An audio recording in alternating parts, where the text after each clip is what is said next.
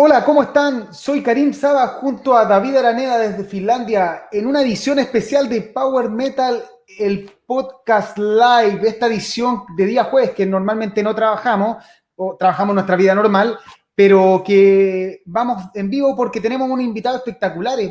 Ahora mismo, ya de hecho están ahí detrás de cámara, están Piet Sielck y Jan-Sören Eckert de Iron Savior, quienes este próximo 4 de diciembre están lanzando Skycrest, su nuevo disco que de hecho ya lo tuvimos la oportunidad de escuchar y que total, es pedazo de disco, a través de FM Records. Y creo que, David, ¿algo más que decir o partimos nomás? No, partamos nomás, nada, saludarlo a todos y gracias por unirse a nosotros y bueno, pregunten, ahí los chiquillos van a estar disponibles ustedes saben cómo funciona, ustedes pregunten y nosotros ahí le hacemos la traducción y todo el tema. Ya, vamos. Hey guys, how you doing? Hello. Hello. How are you? Well, we're pretty good. We're hanging out here at Powerhouse Studio, and we haven't done anything on our schedule, so we have some time to talk to you. Sí, dicen que están muy bien y que están en el estudio ahí, que no tienen nada más que hacer y que están muy contentos de estar hablando con nosotros hoy. Sí, de hecho en Chile y en Finlandia, para la gente y para ellos es hora de laboral, así que supongo que en Alemania también, por tanto va a quedar grabado para que lo puedan ver después ustedes. Y queremos preguntarle al tiro, ¿cómo está la situación en Alemania? ¿Qué es estar en Alemania en este momento? La cuarentena, el COVID, todo eso, un poquito antes de partir directamente con el disco. Yeah, so before we discuss about the new album, we wanted to ask you, what is the current situation? How are you doing there in Germany? How difficult the situation is now with the pandemic and the lockdown, and what is the situation at the moment? Well, I mean, right now we're here in Germany. We're under partial lockdown again, unfortunately, because the infection counts are quite high for several days now, and so basically all bars and restaurants and gyms, whatever, basically all that's all the fun is closed down. And of course people are supposed to stay at home and limited their social contacts. Well, I mean, it's just like that. I mean, there's nothing you can do about it. Either you like it or you don't, but we'll follow the rules, and well, if we go out, we wear our masks and hope this shit is over at some point.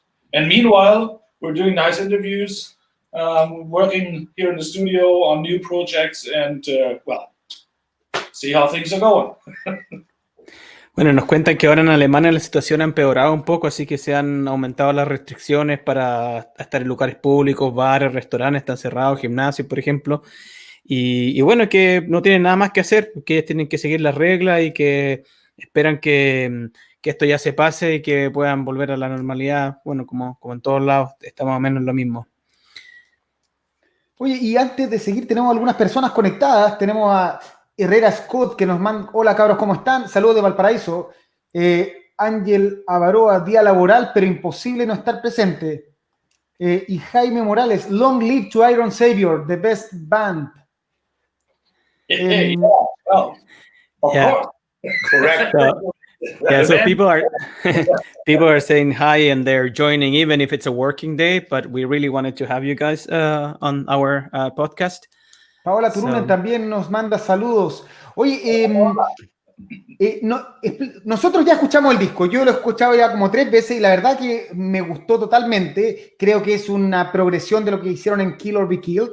¿Y cómo nace? O sea, ¿estaba planeado el lanzamiento de este disco o con la pandemia tuvieron que reinventarse y empezaron a grabar? Esa es la primera como consulta que tenemos. Yeah, so we were telling that people that we got to listen to the in advance to the new album, to Skycrest, and we wanted to ask you because it feels like it came pretty soon after the previous one, Kill or Be Killed you released last year.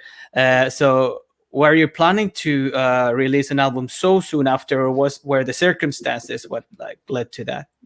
No, you want to answer this? May I answer? You are do it. Go ahead.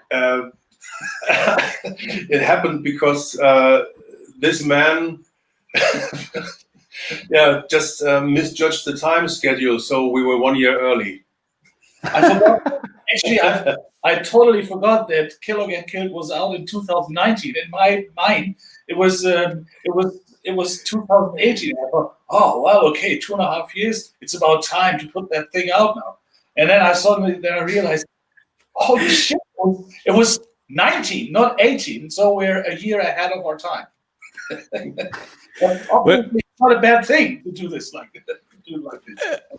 Bueno, la respuesta es muy chistosa porque Jan le dice, bueno, que le echa la culpa al Piet, que el Piet sacó mal la cuenta, que no se dio cuenta que había sacado un disco el año pasado y que Piet pensó que había salido el 2018, que ya era hora de sacar un disco nuevo, pues cada 2 años. Y bueno, la cagó y le salió el álbum así, mucho antes de lo esperado. So that was hilarious, guys. Well, we're old men, you know. Dice que está muy viejito, que se le olvidan las cosas. You forgot the time. I totally forgot the time. Excellent. Yeah. Claro. Oye, ¿quieres tirar unos saludos? Sí. In your mid-50s, you know, the brain is slowing down. Ok. Claro, la edad dice de Piet que... No brain, no pain. Okay. Tenemos más saludos. A ver. Francisco Dío nos manda saludos. Willy, Piet, you are the best. Idol Savior is a wonderful band. Cheers. Cheers. Oh, these, Yeah. I think they're okay. I think most of the stuff we understand. I mean, my Spanish is really, okay. really good. I can order café con leche and la cuenta por favor, but it's okay. What's going on there. Y cerveza. Francisco Dío dice que quiere verlos en Chile pronto. Piet, the best, el mejor. Juancho Munevar, desde Colombia. From Colombia, they're joining as well. Super. Great. Seguimos. Dale sí. Mira, great artwork artists are living in Colombia. Yes. Good point. Okay, Sí, dice que el artista que tienen con el que han trabajado en las últimas carátulas es colombiano. Ah, sí. Felipe Machado. Exactly. Yeah, he did the Skycrest, of course, again. Ahí está. Vamos con la inspiración. En el fondo, el mundo está en un momento negativo, malo, la gente está muriendo, el coronavirus. ¿Cómo es tratar de mantenerse positivo? Porque el disco es completamente positivo, es un mensaje a levantar los puños, a luchar, a seguir adelante. ¿Cómo se puede componer tan positivo en tiempos tan oscuros? Yeah, so of course this record comes in a very negative, difficult times, and then people are dying and getting sick, and a lot of people are depressed as well. So why don't you ask where you find the sort of the motivation and the inspiration to still put out a record that's so full of optimism and good vibes and like hope for the people to stand up and raise their fist and carry on with their lives?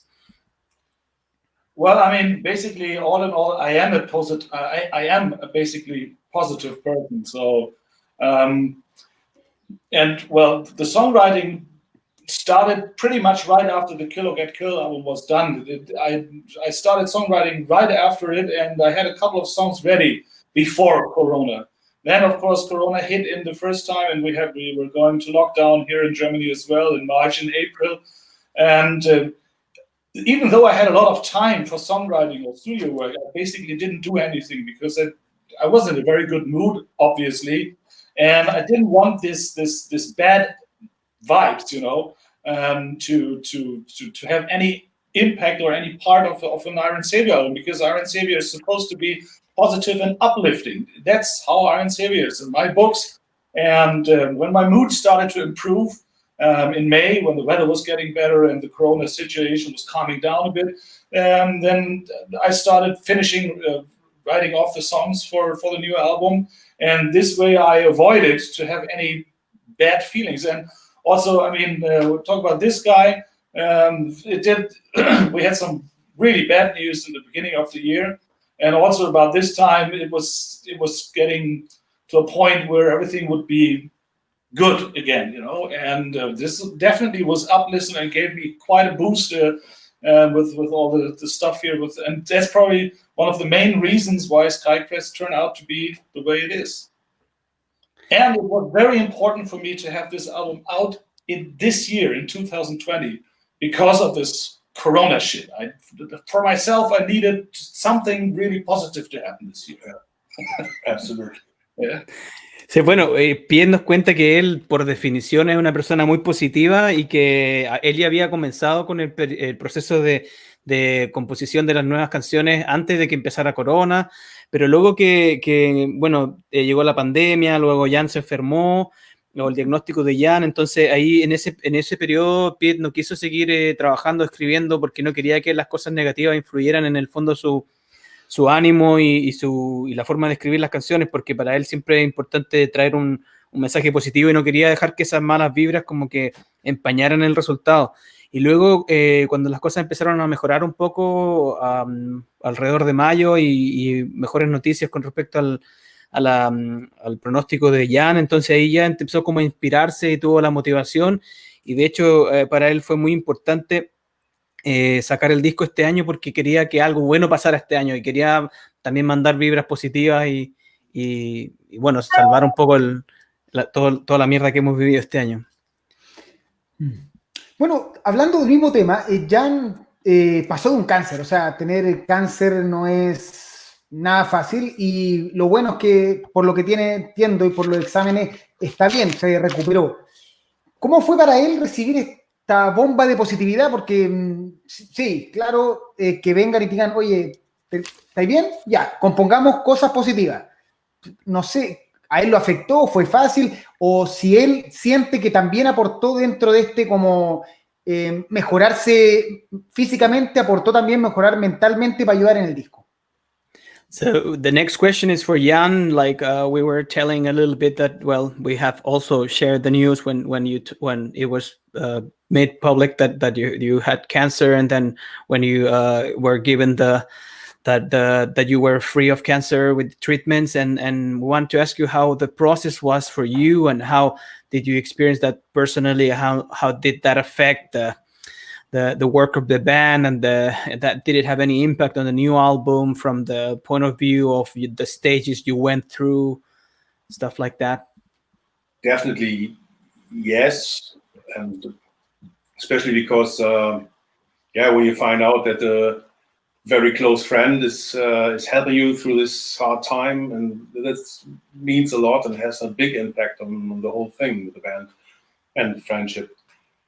And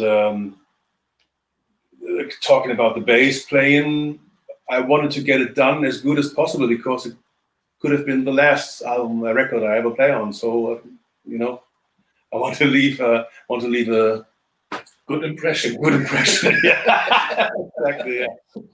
So that's mainly it. And yeah. Sí, bueno, Jan nos cuenta que, claro, para él fue muy importante y que él quería, en el fondo, dejarlo todo cuando tocó el bajo en este disco, y que incluso pensando que quizás hubiese sido el último disco que iba a grabar. Y bueno, afortunadamente él está ahora con nosotros, y eso pues definitivamente afectó el proceso de creación del disco. Ok, también sobre el nuevo disco, bueno, de nuevo esperamos tenerle el review pronto, estamos analizándolo, pero es un discazo.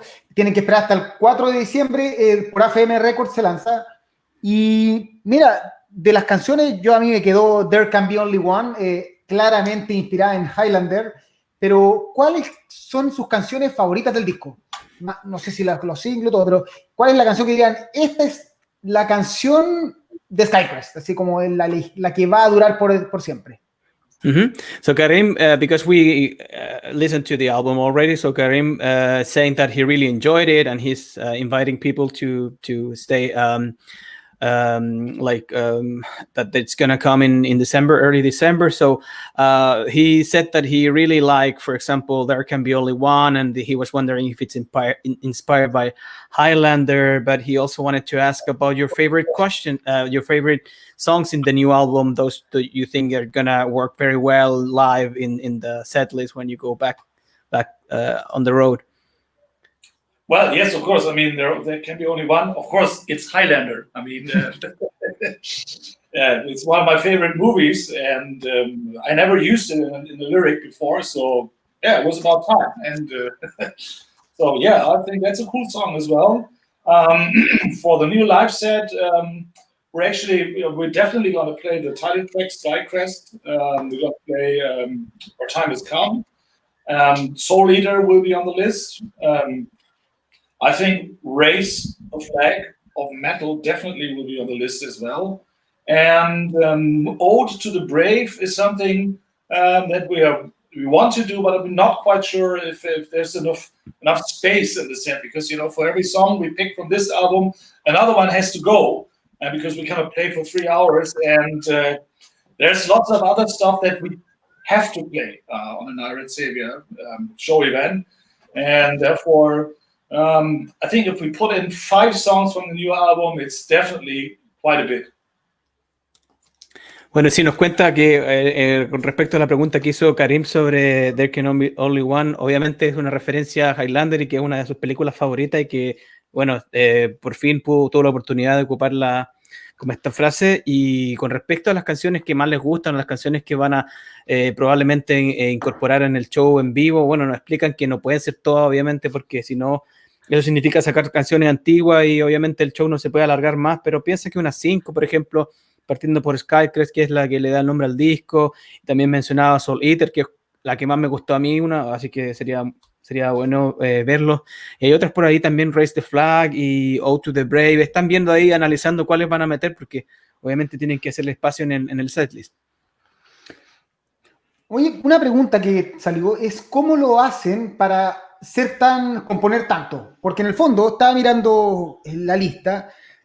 Dark Assault 2001, Condition 2002, Battering Ram 2004, Megatrópolis el 7, The Landing 2011, Rise of the Hero 2014, Megatrópolis 2015, Titancraft 2016, Reforge el 2017, Kill Overkill 2019. O sea, lanzan discos cada uno o 2 años, cuando las bandas generalmente ya después de los 3-4 discos empiezan a tomarse descansos de 2-3 años.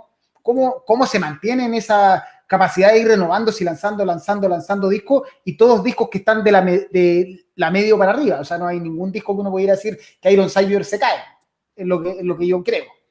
Mm-hmm.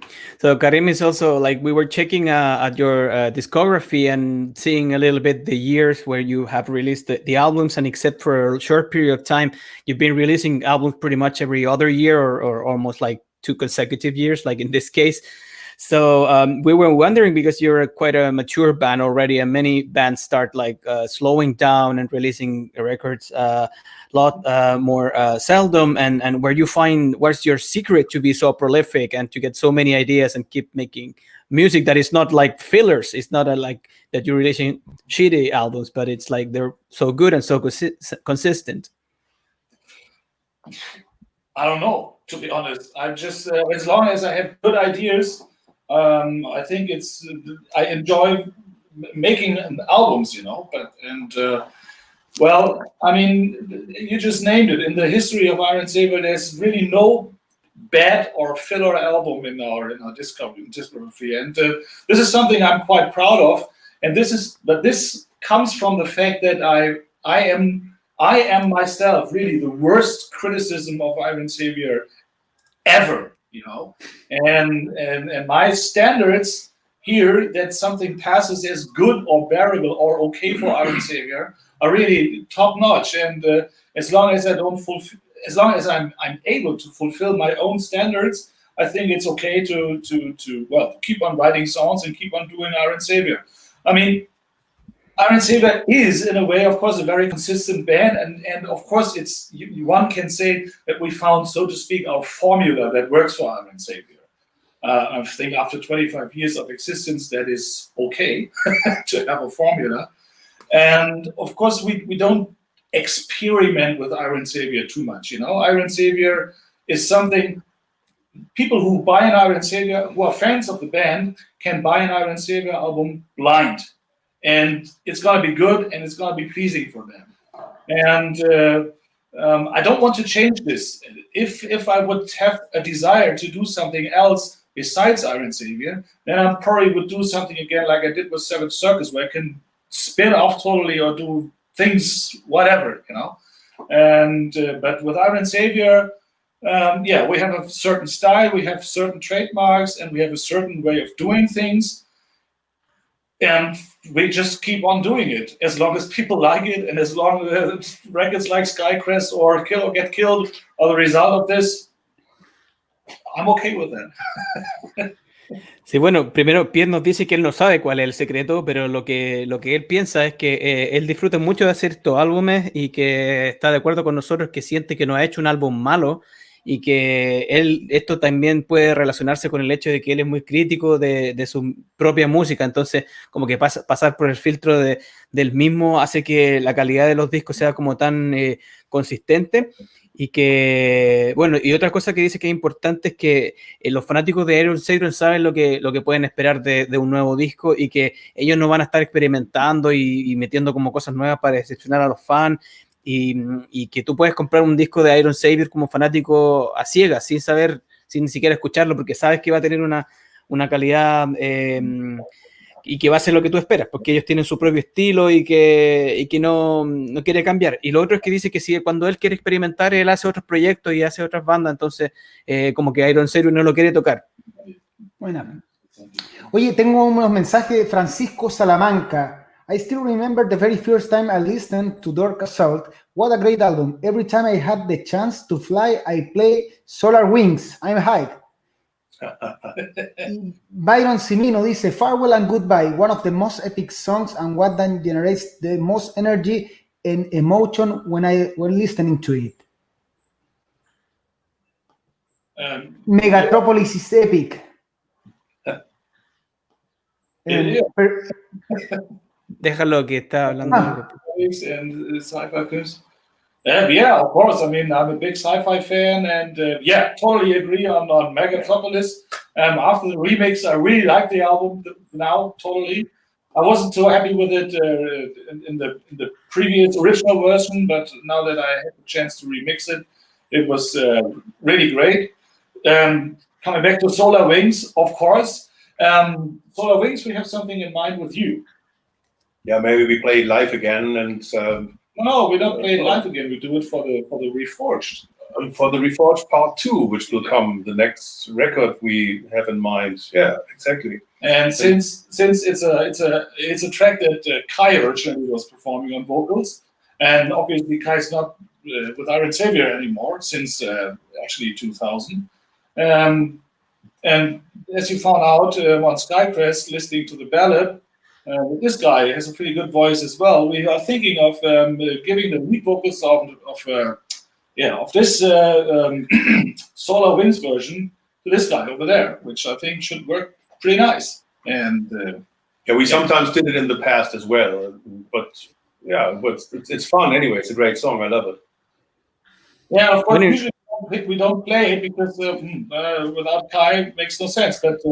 But we tried playing it with Jan singing it, and it works really nice. And so that's something what we're going to do on the next Reforged edition, which is in the bueno, y a partir de los comentarios que hacía la gente sobre el Megatropolis, Piet nos cuenta que él no estaba muy contento con la versión original y que ahora con el remasterizado, con el remezclado, está mucho más a gusto, y que eso, le preguntaban por la canción Solar Wings y él decía que estaban pensando en volver a tocarla en vivo, o también incluso la van a regrabar con Jan en la voz, porque como ya Kai Hansen no está como en contacto o parte de la banda, entonces para la segunda parte del Reforged, y eso nos cuentan ellos. No sé si hay más preguntas o si sí, mira, siguiendo con la historia un poco de Iron Savior, una pregunta que nos lanzaron antes del show, BT Storm por Twitter: why the hell is not Battering Ram in Spotify? Yeah, they were wondering why some of your albums are still not in streaming platforms.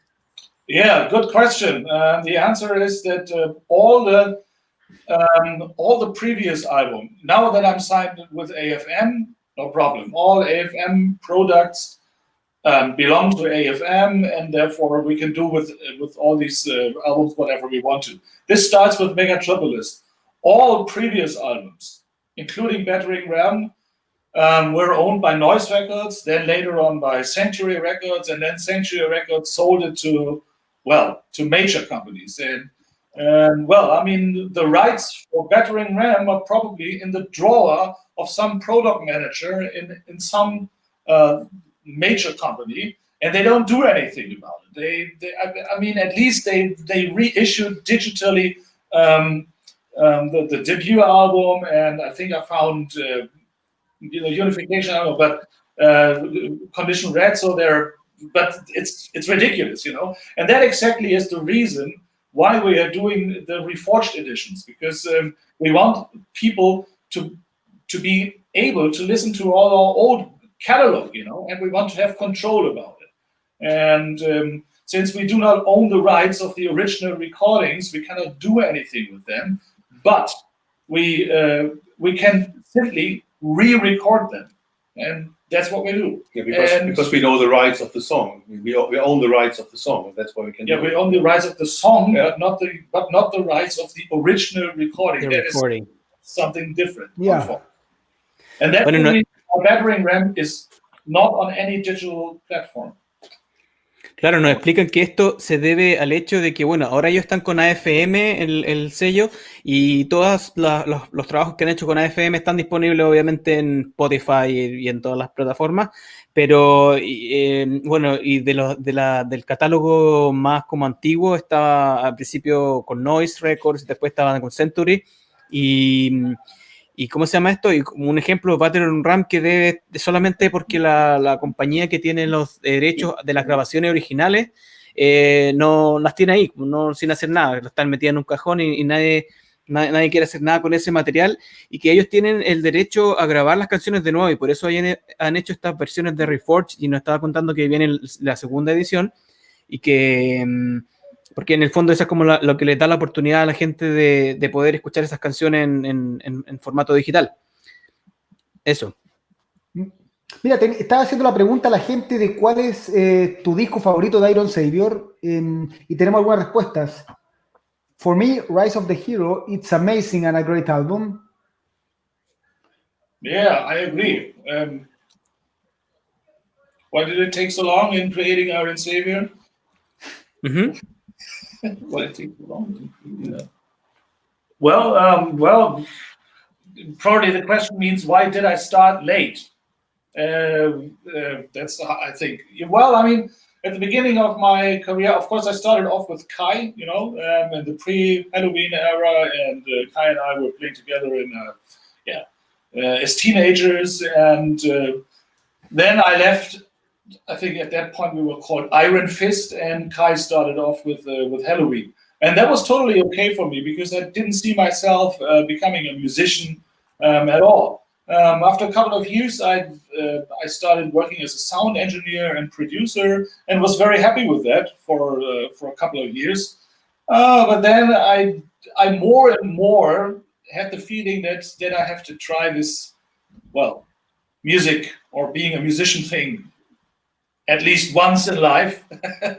Never stop trying. Yeah, never stop trying, And I did want to look at myself in the mirror 10 years later, asking myself, why did you never ever try it, And that's when I came. That was the starting point of Iron Savior. And of course, that was like, let's say, 6 or 8 years later than everybody else here in Hamburg started with their metal career. So I don't know. But for me, I don't regret this because I have a good life. I'm happy. I have a family, and I gain other things. So it's all good.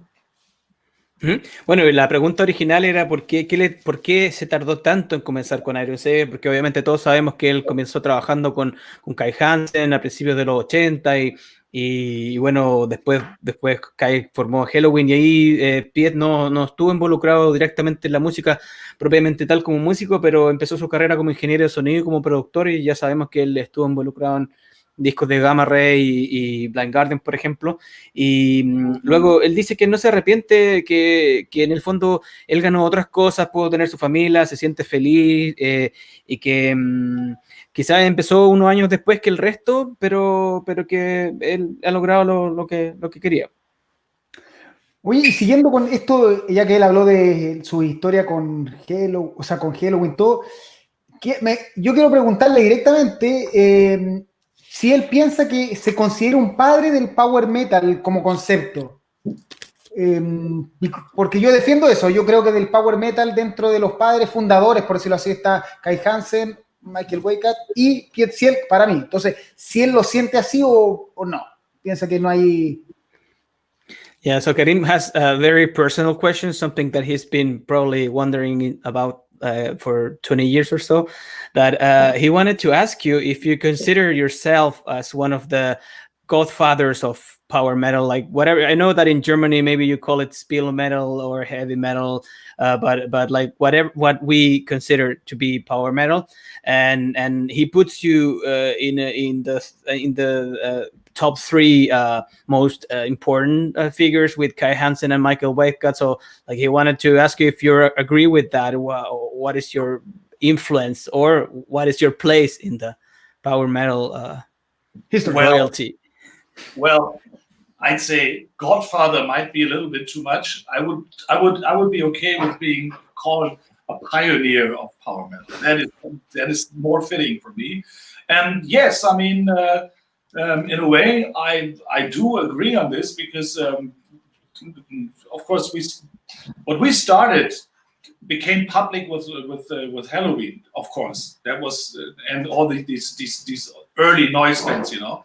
But thinking back when I was like 14 or 15 years old, working with Kai in the rehearsal room, we did stuff that really was ahead of our time. So yeah, I mean, I think I deserve the title being a pioneer of power metal, which at our time was called heavy rock.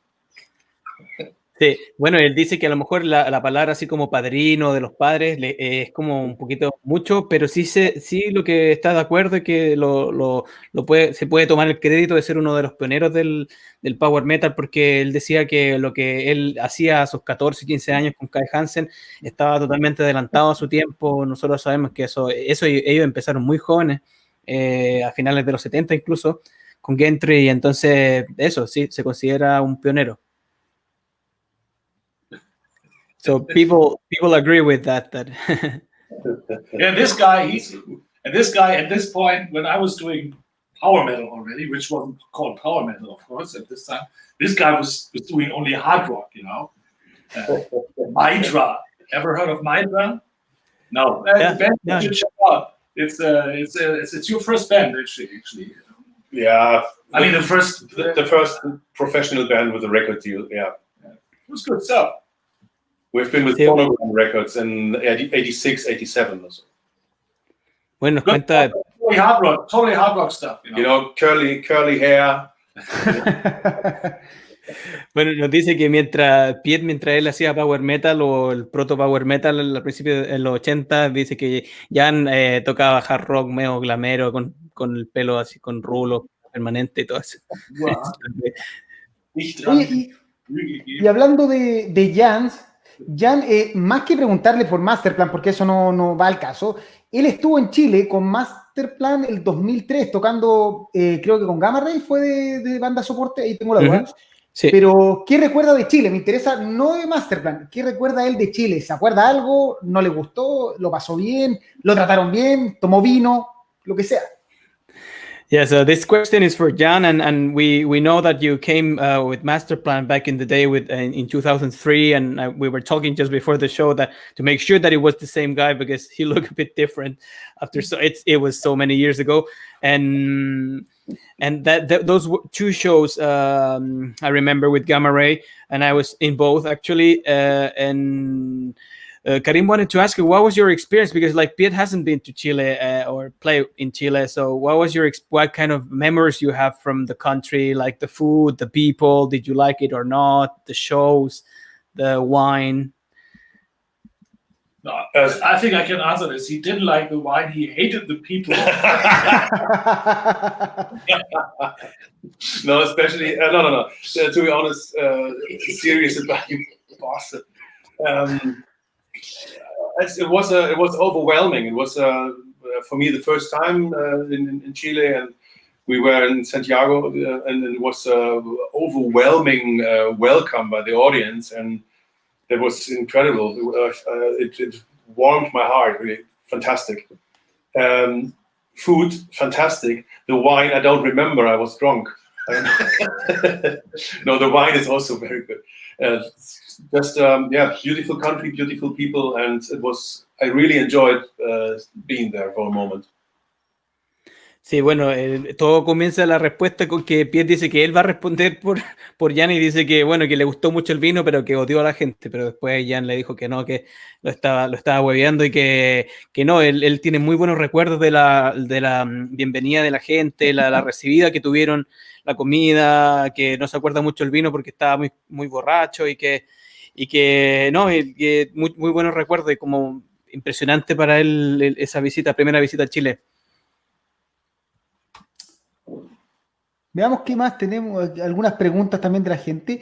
¿Qué opinión tienen ellos ya un poquito más en su labor de producción? Porque sabemos que es ingeniero de sonido, que fue ingeniero de sonido de Gamma Ray de los años 90, que fue ingeniero de Blind Guardian, de los discos más clásicos, todos los discos que hemos celebrado varias veces, y tiene un Heavenly, Paragon. O sea, ¿qué opina del sonido actual de muchas bandas y cuál es la diferencia que él cree que tenía el sonido que hacía él y si sigue haciéndolo? O sea, en el fondo, ¿cómo es su trabajo de ingeniero actualmente? Yeah, so we were also wondering about your work as a producer and engineer that you were also telling us about, that we know that you were part of some of the most classic power metal albums as an engineer or producer with Gamma Ray and Halloween and smaller bands like Heavenly and Paragon and recently also I noticed that you've been working with some bands. So what is your perspective on the producing side of things and engineer part of things comparing to what is being done nowadays? How do you find yourself more nostalgic towards that sound, or how do you appreciate the current producing style or tools that producers use, or yourself as an engineer? Have you changed a lot with time? Well, I'm always interested in new stuff. I always try to stay hungry and interested. That's one thing that for me is really important. If you have a working formula, that is okay, but it would be pretty boring if I would do the same thing for 20 years all over and all over again. So you have to evolve yourself. The sound has to evolve. Well, every once in a while there comes a new big update on producing. I think probably the biggest break was, of course, to switch from tape machines to digital recording. But also within the digital world, there has been a lot of progress within the last 10, 15 years. And I think it's very important to keep up to date. But on the other hand, also don't forget what was good in the past, And I think my biggest weapon, so to speak, is the experience that I have gained over the years by now. So because I can really dig out some really old stuff we did back in the 80s, but I can also work with super modern digital audio workstation stuff, And I think it's in the mix. So it's how you blend all these things together and how you reassemble them all over and over again, create something new. That always is important for me, to create something new. Just to give you a little example, there are, of course, a lot of guitar sounds which out of the box with amp simulations. They work fine, and there's nothing wrong with using them because they really sound awesome. I did that actually on the Kill or Get Killed album. I used an amp simulation of an Engel amp, which I like very much and worked fine. But for this new album, I just didn't pull out this plugin again and just reuse it for the same album.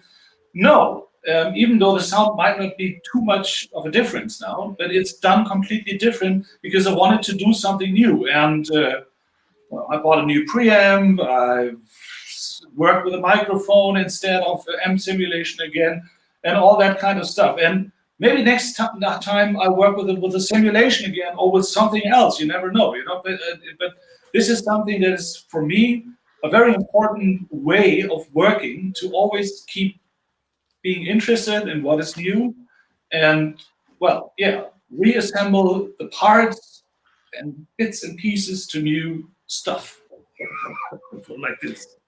Sí, bueno, como vieron, la respuesta es bastante larga y Piet como que se emociona contándonos los detalles y toda la parte técnica, y nos dice que en el fondo para él lo más importante es mantenerse como al día, ir aprendiendo cosas nuevas a lo largo de su carrera. Como creo que para él el proceso o el momento o la cosa, el cambio más importante fue pasar de los sistemas análogos a digital, y que bueno, que en el mundo digital se sigue desarrollando nuevas como tecnología y nuevas ideas y nuevas herramientas, y que a él le gusta mantenerse al tanto de lo último que está pasando, y nos da un ejemplo así como muy específico de que para el disco anterior había ocupado un simulador de amplificador y que ahora lo dejó. Entonces ahí va como experimentando y aprendiendo, y dice también una cosa muy importante, que no quiero dar como toda la respuesta tan larga, que para él una de las cosas más importantes es la experiencia que él tiene y de haber trabajado en su momento con equipos mucho más básicos y ahora tener toda la tecnología. Entonces, para él como la clave y el secreto está en la mezcla, en saber mezclar como lo mejor de lo antiguo, de la vieja escuela, con lo que te da las posibilidades que te da la tecnología. Sí, siguiendo con preguntas de la gente, Rea Scott pregunta por la influencia, en particular si en ellos, no necesariamente en Iron Savior, influyó la nueva The New Wave of British Heavy Metal, y cuál sería su banda favorita de ambos. Yeah, so people always ask this question. People, of course, Priest, you know.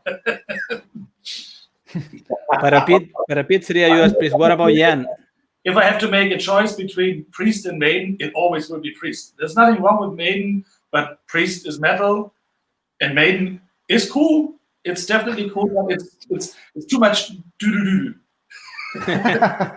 What about Jan? And then I can give the... More ripping. Sorry to all the Maidens out there. What about Jan? Do you agree? About me, like Piet said, I'm coming only from the hard rock part of this world. So I you like turbo? No, actually, one of my favorite bands is definitely Van Halen and definitely Deep Purple and Rainbow. That's where I'm coming from. But when it comes to real heavy metal, it's of course Judas Priest. Mm-hmm. Bueno, los dos son fanáticos de Judas Priest, y lo que decía Piet al principio era que si lo tienen que hacer elegir entre Judas y Iron Maiden, se queda con Judas Priest, que le hace como la broma de que Iron Maiden quizás como mucho ahí como con la guitarra, mucho, bueno, él es guitarrista, así que él como entiende la diferencia entre los riffs. Y Jan dice que él viene de un mundo más del hard rock, que es fanático de Van Halen, Deep Purple y Rainbow, pero dentro del mundo del heavy metal también se queda con Judas Priest. Oye, un segundo para aclararlo, porque hay una persona que nos guía preguntando mucho rato esto, que creo que ya lo respondió. This question, it was answered. Yeah. So, lo ha preguntado varias veces. Explícale, le ha preguntado varias veces. Karim was just saying that someone keeps asking about this Megatropolis reissue, but I guess that you already said it, that you were not so happy with the original. Okay, I can a little bit more. No, I wasn't happy with the first version, because the first version, on the first version, I left out on purpose a couple of quite important Iron Savior trademarks, which are the choir arrangement and the multi-timbre guitar overdubs. They are there on the original version, but very little. And I did that because up front I was working on this Savage Circus Dreamland Manor thing, and I thought it's a good idea to bring Iron Savior more to a rock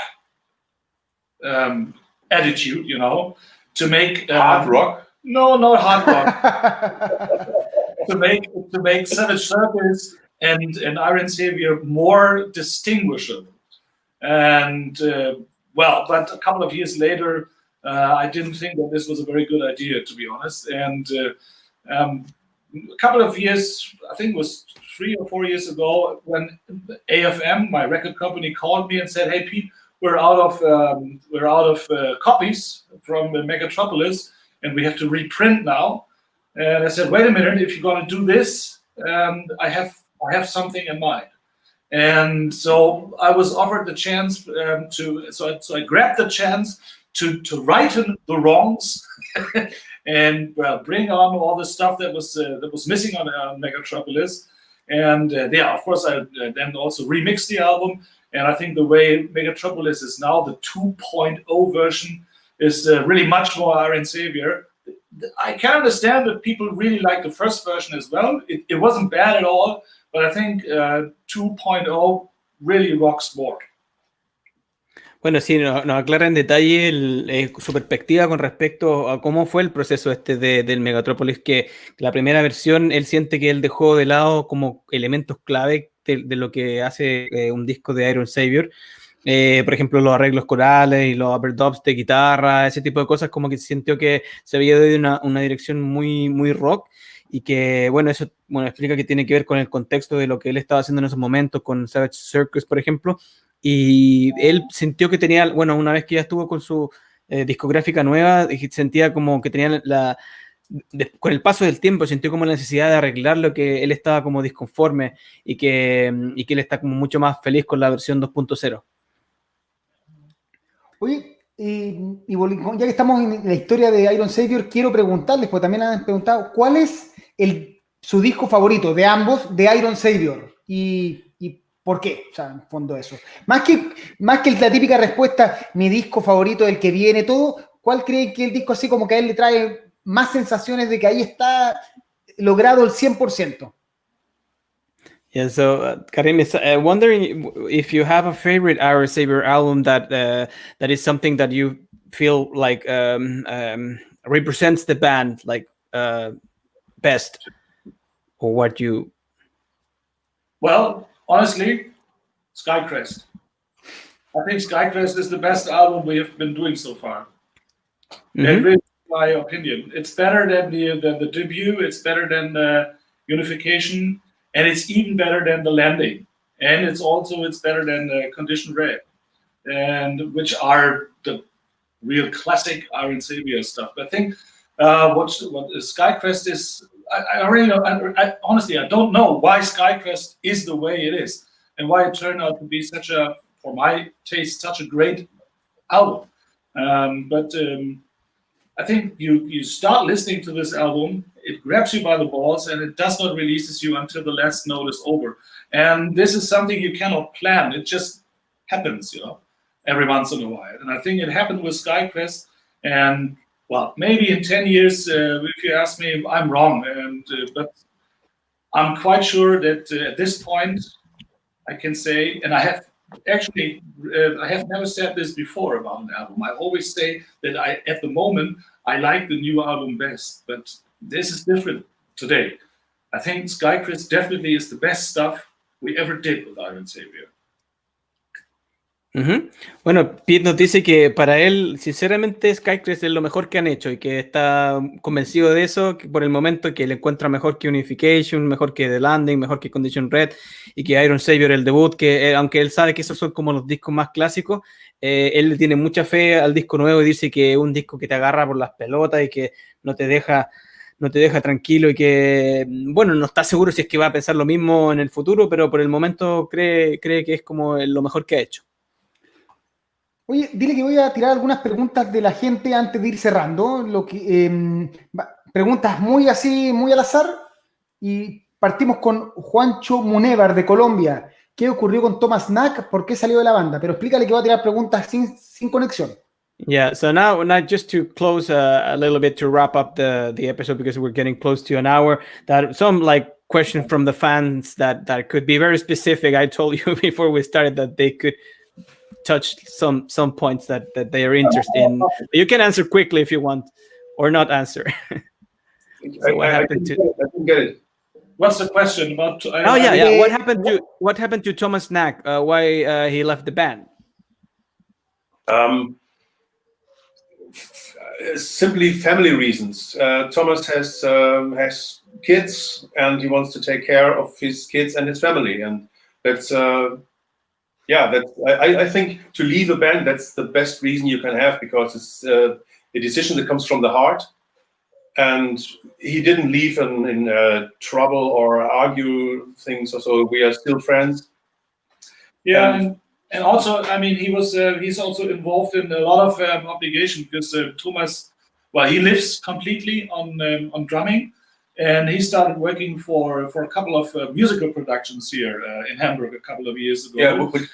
Yeah, which gives him great pay and well, security of income, you know, and with a family. And since he was founding a family, that was, of course, a very important thing for him to have, financial security. And this musical jobs did that for him. But of course, they are quite time consuming. And so he was in fear that it was too little time for Iron Savior. And so we parted good ways. And we're still friends. We still regularly meet and chat. So it's all good here. But I think...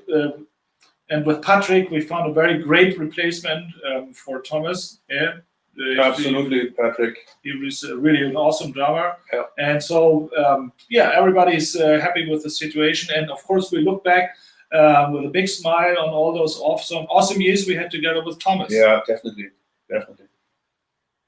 Sí, bueno, dice que Thomas se fue por razones de familia, tiene su hijo y también siguen siendo amigos, no hubo ningún tipo de conflicto, y que, bueno, Thomas tiene su familia y que necesitaba también, bueno, él trabajaba en algunas producciones musicales como baterista, como músico, y que necesitaba seguridad, estabilidad financiera también por el hecho de tener a su familia, y también el tiempo que no le quedaba para dedicarse 100% a Iron Savior, y que siguen siendo muy amigos y que están también contentos de tener a Patrick, que ha sido un gran reemplazo y que lo ha hecho muy bien.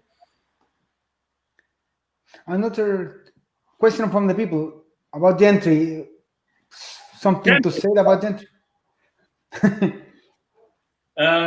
Well, of course, I mean, actually, I think the best story for me about Gentry is how we won our first, how we won the band battle. Actually, Gentry was formed when I was 12. I met Kai in winter, and we were, and we realized that we were both kind of like the same style of music. We were both listening to Sweet at that time, and so I went home with him and found out that he had a band going. But this band was just falling apart at this one moment, and so we formed a new band, which was called Gentry. I think with Gentry it was just basically Kai and me in this new band. We had 2 songs. Then we got a bass player. He was a friend of Kai. He didn't add any songs, but I wrote my first song, which was called Man Out of Darkness. So we had 3 songs at this point. And then I think Kai wrote another one, and then we rehearsed some cover versions of, I think it was Stealin' by Uriah Heep and Child in Time. And I think a rock and roll song. Anyways, long story, we had like 6 songs going, but we had no drummer. So, but we applied for a band battle here in Hamburg. And of course, we knew without a drummer, our chances wouldn't be so high to win this band battle. So we got ourselves a drummer from our school. He was a couple of grades ahead of us. And since we didn't believe in our vocal abilities too much, we also got a lead vocalist. And so we rehearsed with them 2 or 3 times, and then played this band battle, which was okay, I'd say. It wasn't bad at all. We didn't suck.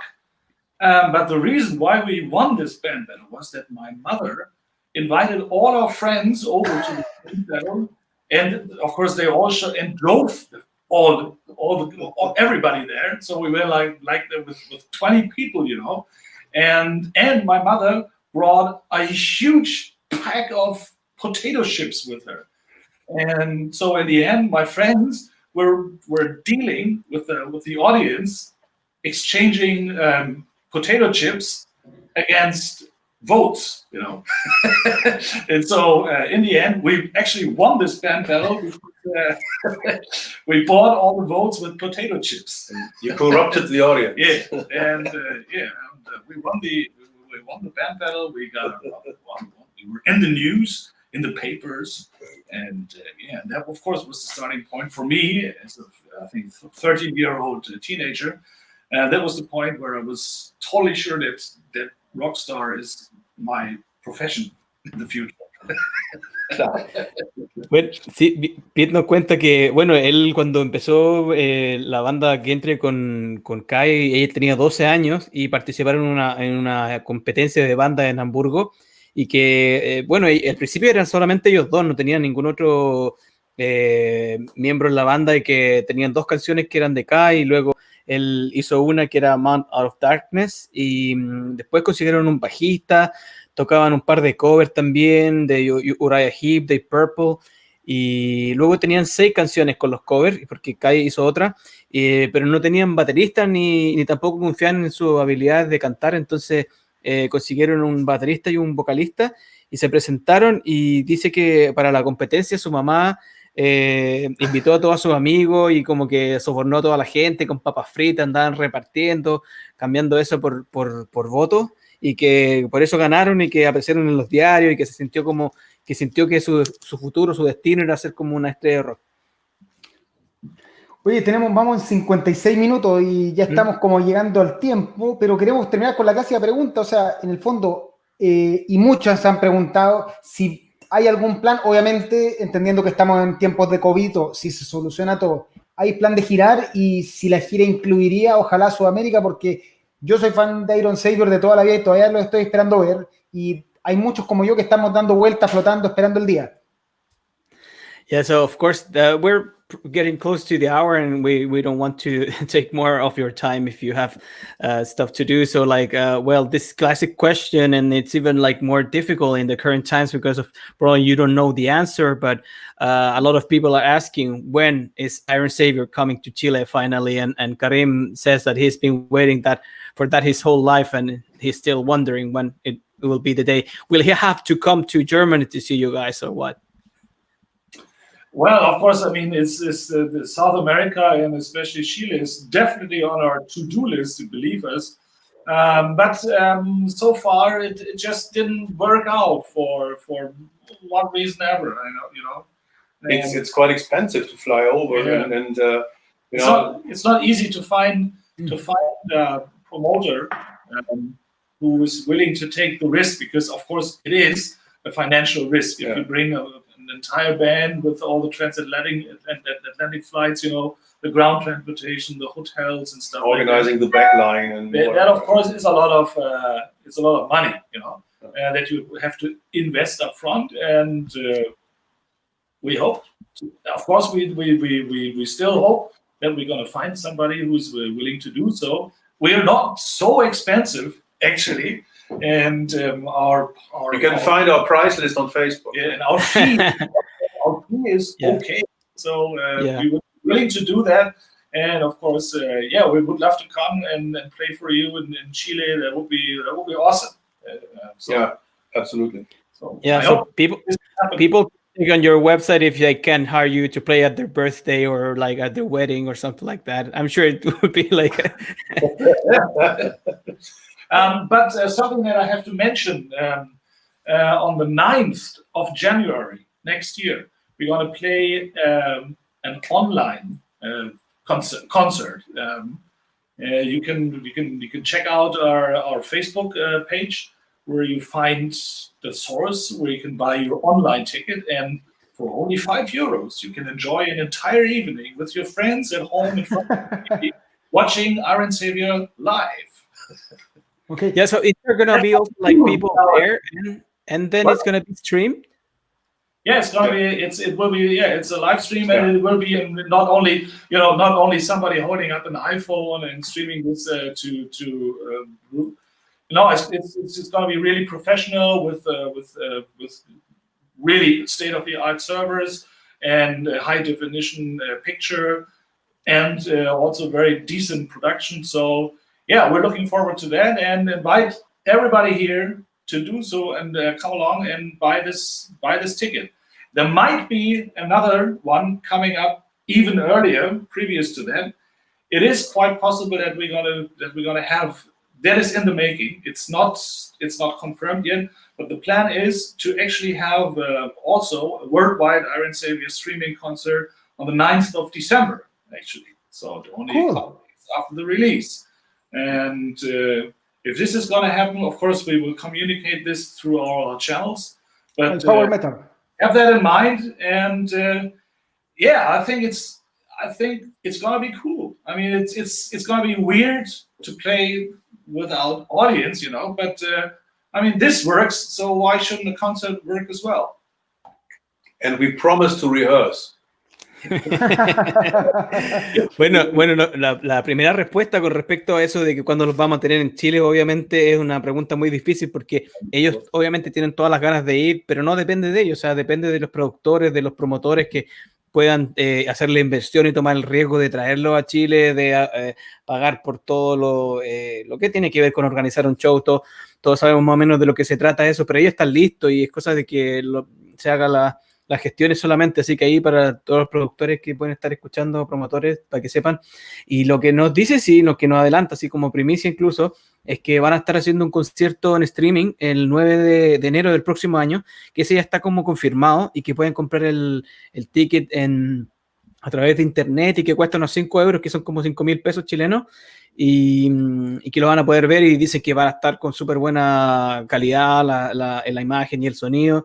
Y dice que incluso están viendo la posibilidad de hacer uno ahora cuando salga el disco en diciembre, a principios de diciembre, el 9 de diciembre.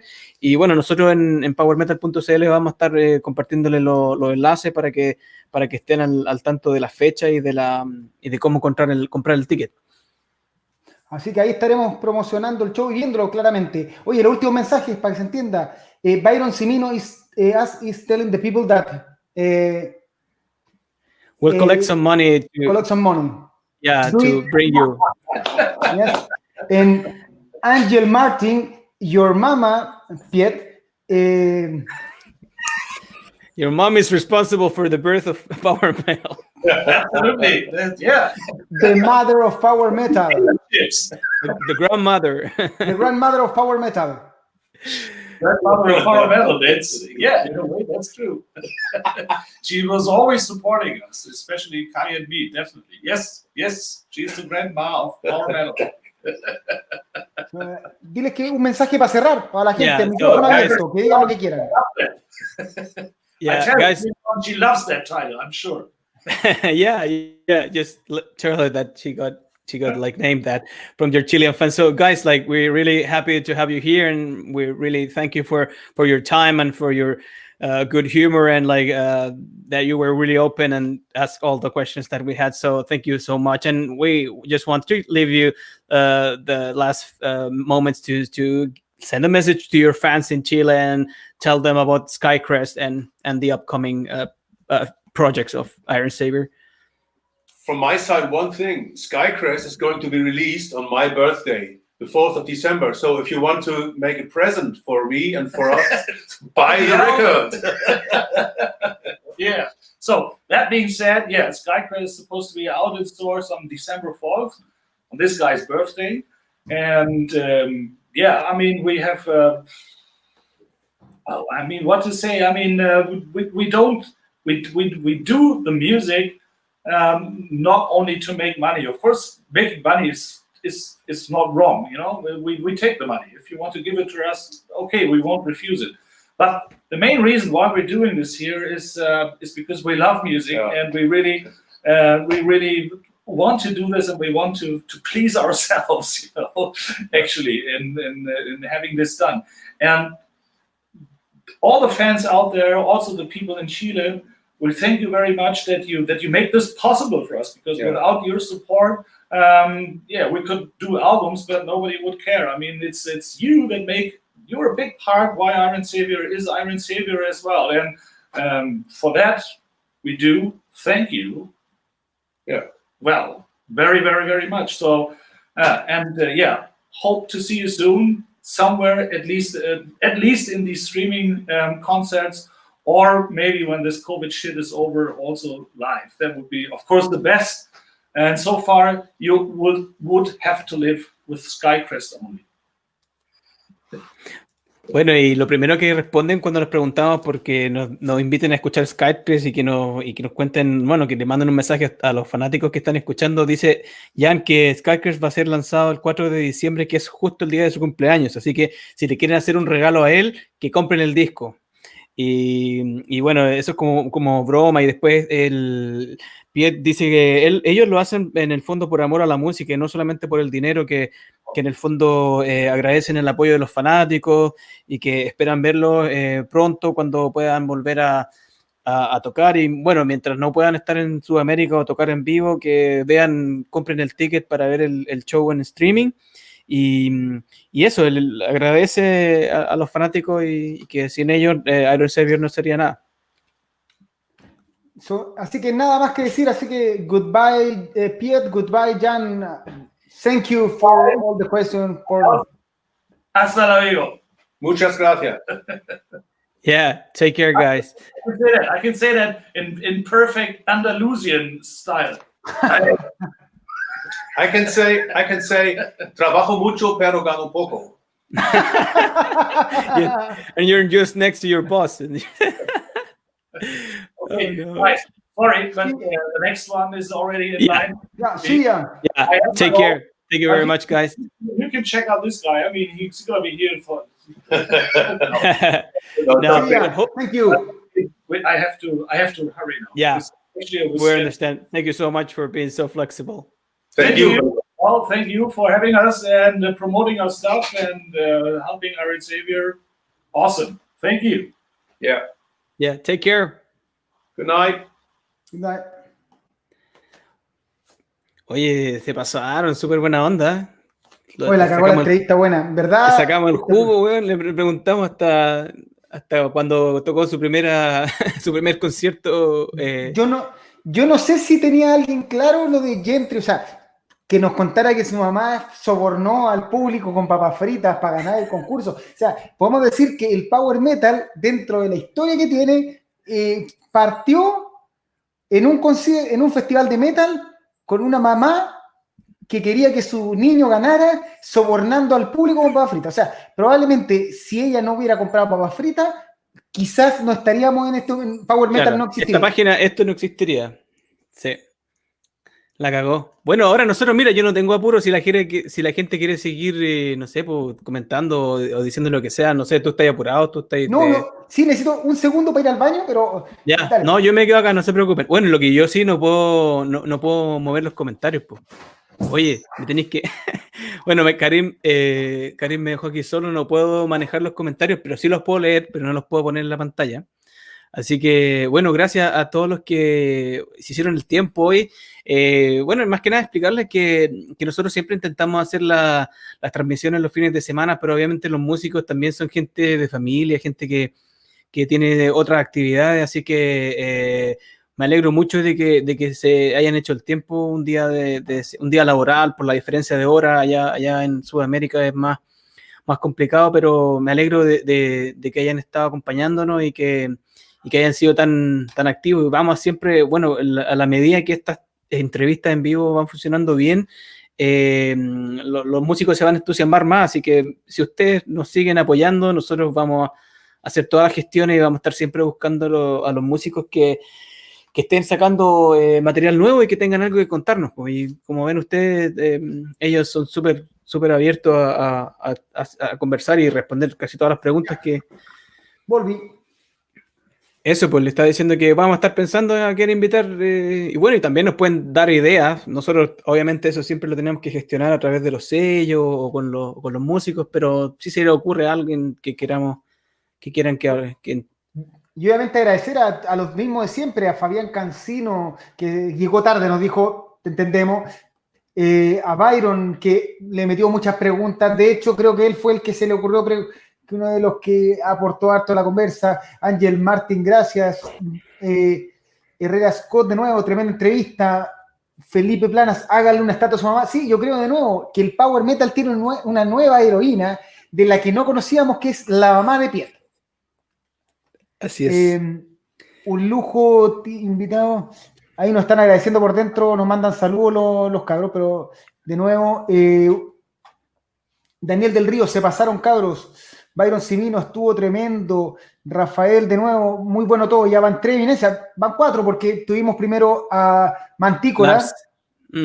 Lars, que de nuevo, para los que no lo escucharon, pues las entrevistas que han grabado, y segundo, que con David estamos de acuerdo que probablemente es, junto con Unleash the Archer, los 2 discos más importantes del año en Power Metal. Oye, sí, me llegó por fin la novela. Libro, te llegó el libro en inglés, por fin lo dejó leer. Sí. Así ahí oye, Ángel Martí, las papas fritas de la mamá deben ser la raja. Pablo Jiménez, muy buen trabajo. Rafael Morales, se pasaron. Mauricio Venece, mi amigo personal, la raja de la entrevista. Cabros, realmente se pasaron, súper buena entrevista. Y era Scott, la abuelita de Piet, la abuelita del Power Metal, sí, pues sí, ahí está, la nueva heroína. De hecho, deberíamos poner en el logo, buscar la foto de la mamá y agregarla, así como, la mamá de Piet. Oye, sí, súper buena la historia, ¿no? Y súper interesante el nivel de detalle porque uno cuando hace estas entrevistas más cortas, así como tan pauteadas, por ejemplo, cuando lo hace uno por Skype, no se da como esa espontaneidad de que te cuentan con ese lujo de detalles, ¿cachai?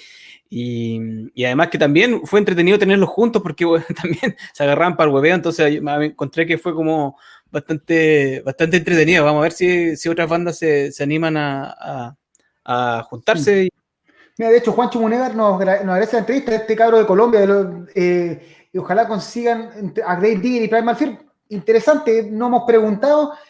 Obvio que generalmente las bandas son más abiertas a hacer entrevistas en sus periodos promocionales, también eso pasa.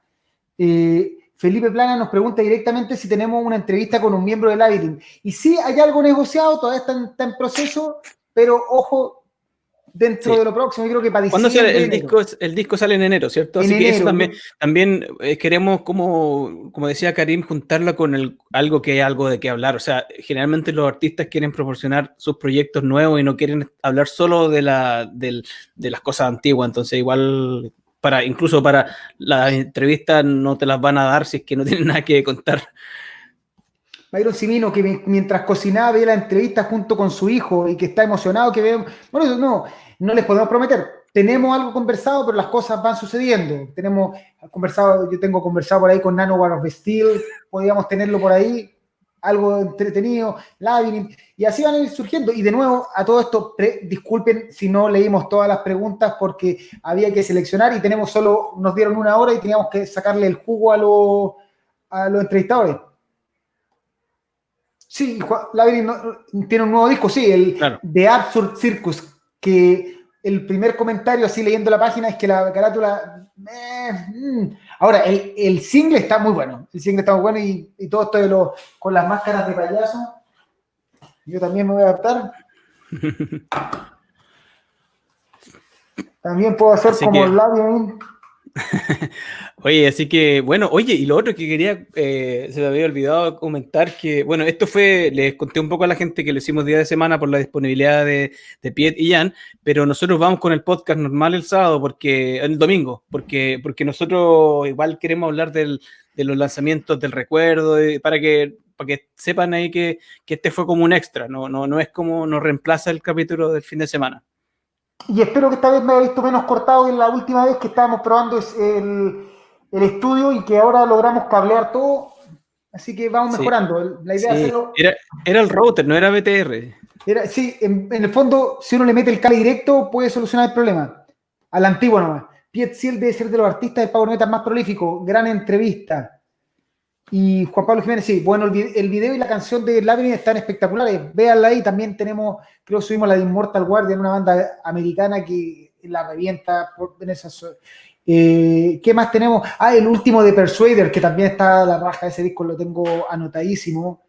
Sí. Y bueno, eso. pues mañana vamos a estar escuchando Lords of Black. De hecho, si bien bueno, esa Asset también. sí, nuevo El nuevo single single.